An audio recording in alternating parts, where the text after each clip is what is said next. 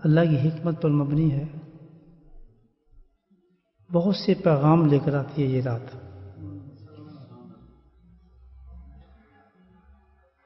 اور اگر اس رات کے پیغام کو ہم سمجھ جائیں اور اس پہ عمل کر لیں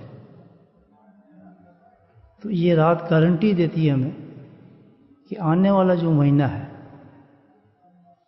جس کی کوئی مثال ہی نہیں ہے، جس کا تو کوئی سوچ ہی نہیں سکتا آدمی کہ یہ جس رات کی ایک گھڑی مل رہی ہے تو اس کی ہر گھڑی ایسی ہوتی ہے. وہ ہے رمضان مبارک. تو یہ جو رات ہے استقبال ہے یہ اس رمضان کا، یعنی ریسیو کر رہے، ریسیپشن ہے، یہ مقدمہ ہے اصل میں رمضان کا، جس کی تیاری اللہ کے نبی صلی اللہ علیہ وسلم نے اشارتاً رجب میں ہی فرما دی تھی ایک دعا کے ساتھ، اور فرمایا کہ سب لوگوں کو یہی دعا مانگنی چاہیے رجب سے کہ اللہ تعالیٰ ہمارے رجب میں برکت دے، ہمارے شعبان میں برکت دے اور ہمیں رمضان دکھا دے. اب اس رات میں ہم بیٹھیں، اب اس کے حالات بتا رہے ہیں نبی پاک صلی اللہ علیہ وسلم. یہ شعبان کی 14 اور 15 رات کے درمیان جو یہ وہ رات ہے. اللہ سبحانہ تعالیٰ اس رات کے اندر آسمان دنیا پر نزول فرماتے ہیں، جلال فرماتے ہیں. پہلی چیز سبحان اللہ، جیسی مغرب ہوتی ہے تو آپ صلی اللہ علیہ وسلم آسمان دنیا پہ نزول فرما لیتے ہیں. اب یہ اللہ ہی بہتر جانتا ہے وہ کیا کیفیت ہے، کیا حالت ہے نزول کی. اور یہ حدیث میں آتا ہے کہ نزول ہی نہیں صرف، بلکہ کیا ہے، اپنی مخلوق کو جھانک کر دیکھتے ہیں، آسمان سے جھانک کر دیکھتے ہیں. بنتہا متوجہ ہوتی ہے اللہ کی رحمت اس وقت انسانیت پر، ایک ایک انسان جو اس رحمت کے زد میں ہوتا ہے. یہ حدیث ہے، بتا رہا ہوں. پھر فرمایا دو چیزیں ہیں اس رات کی، نمبر 1 دعا، نمبر 2 اللہ سبحانہ کی خاص توجہ انسان کے اوپر. تو جب اللہ کریم خود انسان پر اتنا توجہ فرمائے تو ہر وقت ہی توجہ ہے، اللہ کی رحمت ہے. لیکن جب یہ خصوصی توجہ فرمائے تو کیا ہمیں غافل رہنا چاہیے؟ اپنے آپ سے پوچھیں. جو آج غافل ہو گیا اس بات سے تو سمجھے وہ تو محروم ہو گیا. 1 سال والی بات ہے، 1 سال والی بات ہے، پھر زندگی ہو ہم آئے یا نہ آئے. تو خصوصی توجہ ہوتی ہے اللہ سبحانہ تعالیٰ کے انسان پر، مخلوق پر، صرف ایمان والوں پر نہیں، پوری مخلوق پر توجہ ہوتی ہے. مخلوق اللہ تعالیٰ کی ساری، جیسے آپ کی اولاد ہو، کوئی نافرمان ہو جائے، کوئی نمازی ہو، کوئی بے نمازی ہو جائے، کچھ ہو جائے، ہے تو آپ کی اولاد. ساری مخلوق اللہ کی ہے، ہر انسان اللہ نے پیدا کیا ہے، تخلیق اسی کی ہے. تو اللہ توجہ فرما رہے ہیں ہر مخلوق، ہر انسان پر. اور فرماتے ہیں کہ پھر توجہ فرمایا کہ اللہ سبحانہ تعالیٰ فرماتا ہے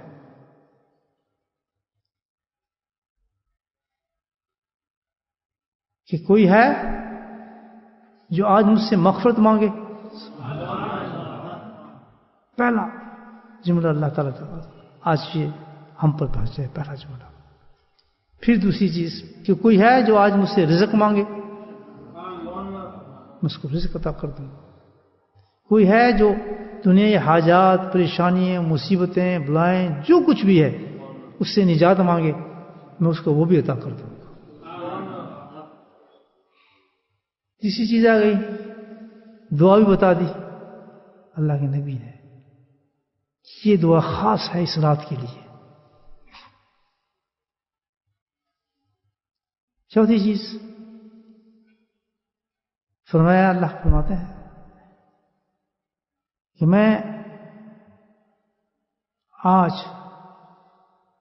اتنی لوگوں کی بخشش کرتا ہوں، اتنی لوگوں کی بخشش کرتا ہوں معاف کرتا ہوں، توبہ قبول کرتا ہوں. مثال کے طور پر فرمایا کہ کوئی قبیلہ تھا، ایک بنی قلب کا قبیلہ، ان کے پاس اتنی بکریاں تھیں، بے انتہا سے مشہور تھے.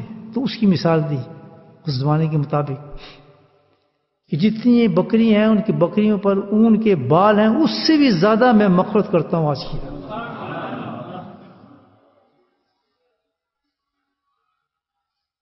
لیکن چند لوگوں کی نہیں. اتنی زیادہ مغفرت کے باوجود بھی ریسٹرکشن رکھی، آپ نے شرط لگائی، ان لوگوں کو نہیں میں کرتا. اس میں مخصوص گناہ بتائے اور یہ ایک اشارہ دیا کہ اس رات میں یہ میسج ہے ہمارے پاس. سب سے پہلے تو وہی شرک کرنے والا پوری مخلوق سے متوجہ ہے، لیکن فرمایا جو مشرک ہوگا، جو شرک کرے گا، اس کی بخشش نہیں ہوگی آج رات میں. دوسری چیز کینہ. کینہ کہتے ہیں کہ دل کے اندر کسی کے خلاف نفرت رکھنا، بغض رکھنا، غصہ رکھنا اور انتقام رکھنا. جب یہ انسان کے اندر فیلنگ ہو تو یہ اتنا بڑا گناہ ہے کہ مومن کی شان کے خلاف ہے، ایمان والوں کی شان کے خلاف ہے. اس رات بھی اللہ تعالیٰ ان کی بخشش نہیں کرتا. تیسری چیز بتائی ماں باپ سے کی نافرمانی کرنا. بہت بڑا گناہ ہے یہ. دیکھیں کہ آج اللہ سبحانہ تعالیٰ اس گناہ کی بھی معافی نہیں دیتے. کیسی ہوں ماں باپ، کما ربا یعنی صغیرہ قرآن کہتا ہے. ان کی ذاتیں گناہ دیکھو، ان کی باتوں کو نہ سنو، ان کی کسی چیز کی طرف توجہ نہ دو. اللہ کا حکم ہے کہ اللہ تعالیٰ نے حکم دیا ہے کہ ان کے سامنے تو اف بھی نہ کرو. جب وہ بڑھاپے میں پہنچ جائیں، وہ تمہارے محتاج ہو جائیں، تو اس وقت ان کو یاد نہ کراؤ کہ تم نے ہمارے ساتھ یہ کیا تھا، تم نے ہمارے ساتھ فلاں کیا تھا، تم نے تو یہ کیا تھا. اللہ کہتا نہیں. لازم ہے انسان پر کہ اونچی آواز بھی ان کے سامنے انسان نہ کرے. رسپیکٹ بتاتا ہے اسلام کہ جو اللہ فرماتے ہیں کہ جو بندہ اپنے ماں باپ کا نافرمان ہوگا، ان کو تنگ کرے گا، دل دکھایا ہوگا، پریشان کیا ہوگا، جس کی وجہ سے وہ بے انتہا مغموم ہوں گے، اللہ کہتا ہے کہ میں اس شخص کو کبھی معاف نہیں کروں گا. انہوں نے تیری پرورش کی تھی. بہرحال لمبا ٹاپک کس کی طرف نہیں ہم جا رہے، اشارہ دیا. اسی کے ساتھ اگلا کینہ کے ساتھ شراب پینے والا. شراب میں تمام نشے کرنے والا آدمی آتا ہے. اللہ کو بالکل یہ انسان پسند نہیں جو شراب کا عادی ہو جائے. اس کی بھی بخشش نہیں ہوگی. اور وہ شخص جو قطع رحمی کرتا ہے، قطع رحمی اس کو کہتے ہیں کہ جو رشتے دار ہوں، عزیز ہوں، قارب ہوں، جاننے والے ہوں، رشتے میں ہوں، ان کے ساتھ میل جول میں لڑائی رکھتا ہو، دشمنی رکھتا ہو، تعلق نہ رکھتا ہو. تو آج کی رات اللہ تعالیٰ فرماتے ہیں کہ میں اس کی بھی بخشش نہیں کروں گا. یہ ایک پیغام آگے بھائی. تو اب اس رات کا مفہوم کیا ہے؟ سب سے پہلی چیز ہم نے کیا کرنا ہے؟ کسی عبادت کا ذکر آیا یہاں پر؟ کسی کا نہیں ہے. ابھی نہیں. سب سے پہلی چیز کیا بتائی اللہ تعالیٰ نے کہ آج کی رات کا سب سے بڑا مفہوم یہ ہے کہ اللہ کے حضور میں آ کر تم لوگ توبہ کر لو. بس سب سے بڑی چیز ہے، سب سے بڑی عبادت ہے آج رات کی. اگر توبہ نہیں کی جائے، کتنی بھی عبادت انسان کرتا رہے، وہ مقصد کو نہیں پہنچا. اور جس نے توبہ کر لی، الحمدللہ اس نے ساری عبادت کر لی. آج رات جو ہے اللہ سبحانہ تعالیٰ اسی کا پیغام ہمیں دے رہے ہیں. یہ شب برات جو ہے، برات کس چیز سے؟ جہنم سے برات کرا رہے اللہ تعالیٰ، بچا رہے ہیں. کہ آج رات کیا اللہ تعالیٰ کہتے ہیں کہ تمہیں آج خاص رحمت ہے میری اور جو بھی آئے گا آج مجھ سے معافی مانگے گا، توبہ کرے گا، میں اس کو معاف کر دوں گا، جہنم سے بری کر دوں گا اور سیدھا جنت میں چلا جائے گا۔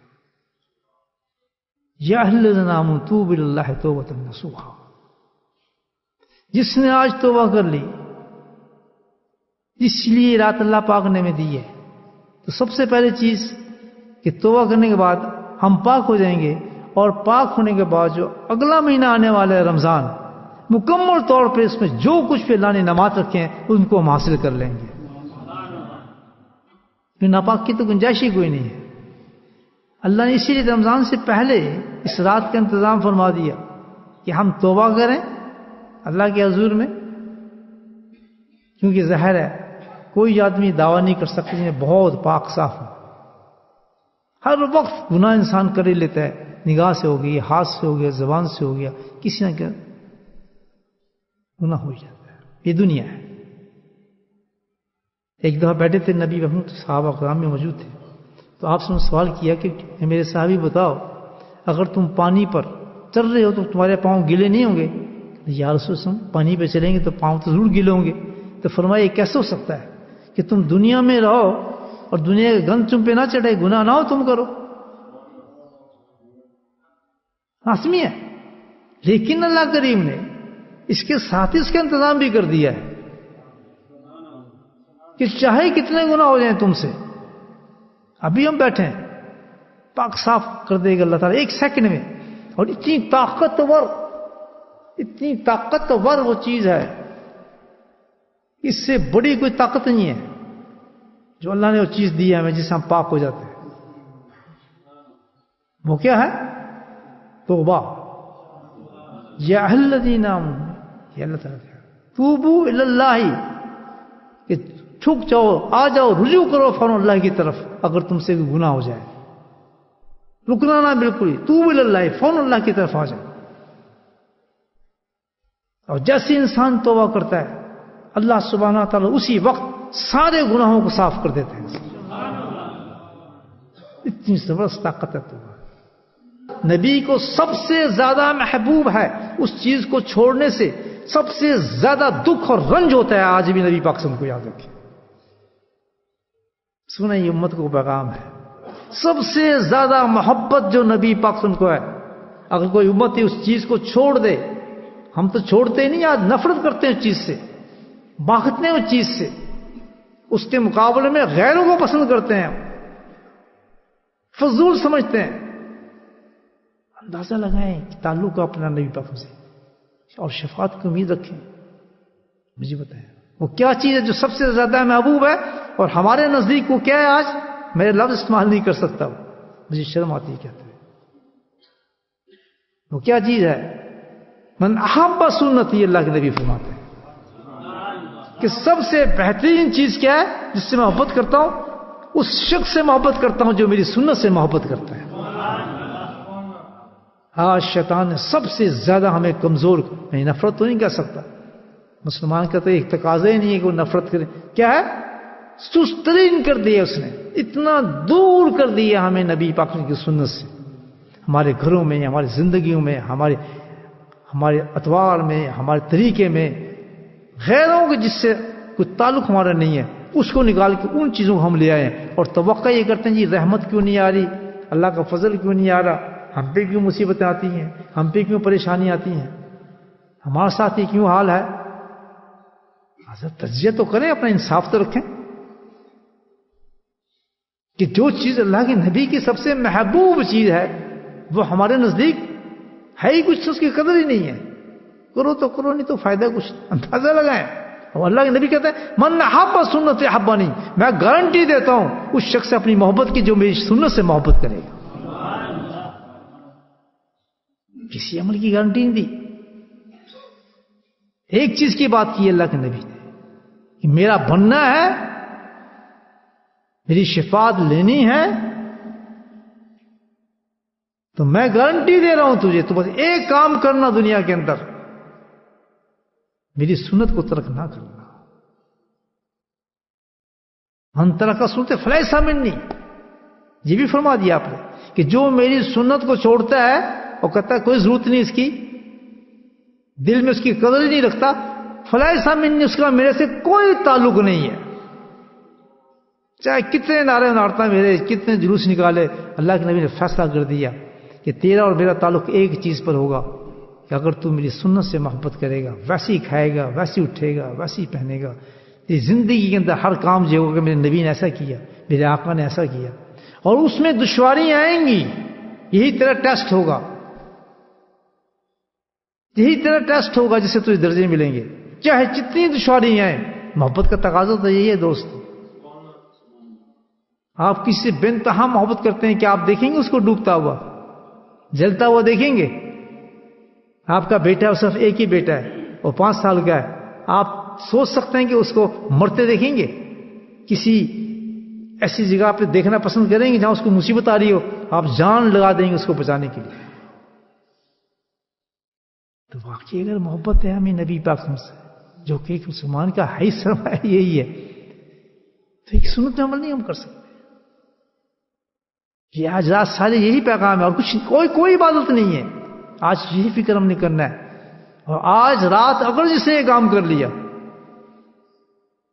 اور اس نے توبہ کر لیا اللہ کے حضور میں، یاد رکھیں رمضان کی گارنٹی ہے الحمدللہ، پورا رمضان وہ حاصل کر جائے.